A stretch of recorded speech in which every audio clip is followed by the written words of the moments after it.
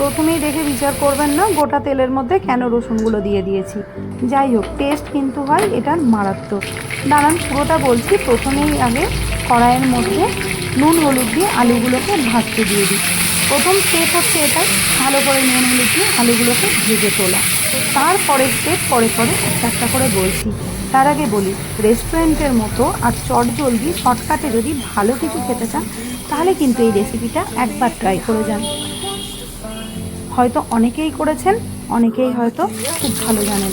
যাই হোক, আমি করলাম তাই আপনাদের সঙ্গে আজকে একটু শেয়ার করে নিলাম।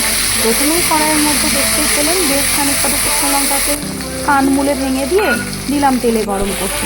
তারপরে বেশ খানিকটা পেঁয়াজের মধ্যে রসুনের জামা কাপড় ছাড়িয়ে দাড়ি গোপ কেটে, মানে ওই যে সুরের মুখের দিকে যে সরু সরু সুতোর মতো থাকে ওগুলোকে কেটে ফেলে দিলাম তেলের মধ্যে ভাজতে। এইবার এইগুলো মোটামুটি ভাজা ভাজা হলে এর মধ্যে দেবো একটুখানি গোটা গরম মশলা ভেঙে। তারপরে দিয়ে দিলাম ধুয়ে রাখা ছোট্ট ছোট্ট করে কেটে রাখা মাংসের টুকরোগুলোকে। কী করছি এটা একটুখানি দেখুন ভিডিওটা, তাহলেই বুঝতে পেরে যাবেন। এইবার মাংসগুলোর মধ্যে ওই যে বেশ কটা হাতে গোনা মশলা, মানে গুঁড়ো মশলা, নুন হলুদ জিরে লঙ্কা ধনে, এই গুঁড়ো মশলাগুলো দিয়ে একটুখানি করবো নাড়াচাড়া।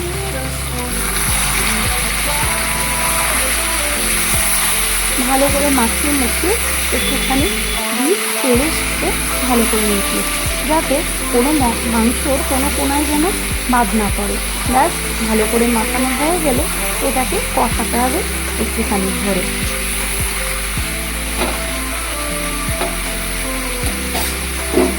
মনে আছে তো, আদা রসুনের পেস্ট কিন্তু এখনও দেওয়া বাকি আছে। আমি কিন্তু বেশিরভাগ টাইম এরকম কেনা পেস্টই ব্যবহার করে থাকি। যদি কখনো সময় হয় তাহলে সবগুলোকে নিয়ে একসাথে পেস্ট করে ফ্রিজে বেশ 2 সপ্তাহের মতো রেখে দিই। ব্যাস, আদা রসুনের পেস্ট দিয়ে দিলাম ওই যে টমেটোর পরিবর্তে টমেটোর সস খানিকটা ঢেলে। এইবার হচ্ছে এটাকে ভালো করে কষানোর পালা। আচ্ছা, এর মধ্যে একটু সঙ্গে গরম মশলাও দিয়ে দিয়েছিলাম ঢেলে। যাই হোক, পুরোটা এবার কষাবো গ্যাসের আঁচটা কমিয়ে, যাতে ভালো করে মশলাটা মাংসের মধ্যে আর ওই রসুনের মধ্যে যাই ঢুকে। হোক এটা কষানো, তখন এর মধ্যে আপনাদেরকে দেখিয়ে দিই আর একটা রেসিপি চটজলদি করে। সেটা হচ্ছে, যদি রাত্রের বাসি 3 কোনা পরোটা বেঁচে যায় বা রুটিও বেঁচে যায়, আমি কিন্তু করে নিই এইভাবে সকালের ব্রেকফাস্টে বা সন্ধ্যেবেলার টিফিনে। এই যে কিছু না, ডিমের অমলেট করে তার মধ্যে পরোটা দিলাম চাপিয়ে। ব্যাস, এর উপরে দেবো একটু সস আর ওই যে পিৎজা মশলা দিয়ে ভালো করে মিক্সড করে, এই পিৎজা মশলাটা আমি ইউজ করি। ব্যাস, এটার মধ্যে দিয়ে এটাকে ভালো করে মিক্সড করে আরেকটা পরোটা চাপা দিয়ে এপিটোপিট দেবো নাড়িয়ে, হয়ে যাবে সকালের জলখাবারে। আপনার পরোটাও নষ্ট হলো না, আর এই যে বাচ্চা কাচ্চা বা বাচ্চা থেকে বুড়ো সবাই কিন্তু খেয়ে নেবে আনন্দ করে।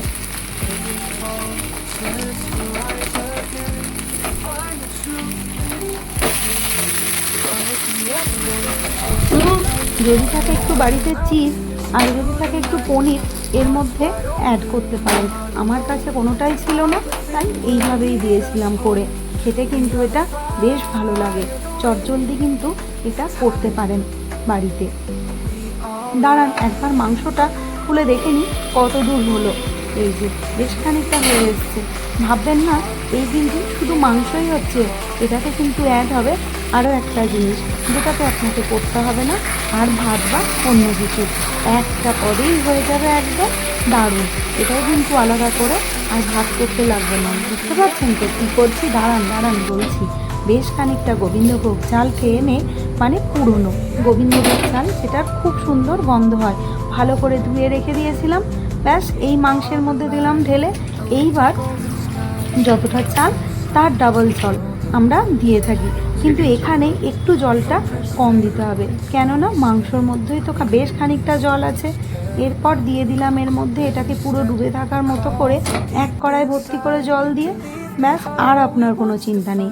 এবার এটা হবে এই জলের মধ্যে সেদ্ধ। দেখবেন কি সুন্দর দাঁত বের করে খিলখিলিয়ে হাসছে চালগুলো। দাঁড়ান, একটু ধৈর্য ধরুন, তাহলেই বুঝতে পারবেন কীরকম হয়েছে এটা। আচ্ছা, মাপটা বলে দিই। 1 কেজি মাংসর জন্য কিন্তু 500 গ্রাম চাল নেবেন। আমি এখানে 500 গ্রাম চালেরই করেছিলাম। 500 গ্রাম চালের কিন্তু আমাদের 3 জনের দুবেলা ভালো মতো হয়ে গেছিলো। ব্যাস, এটা মোটামুটি শেষের দিকে।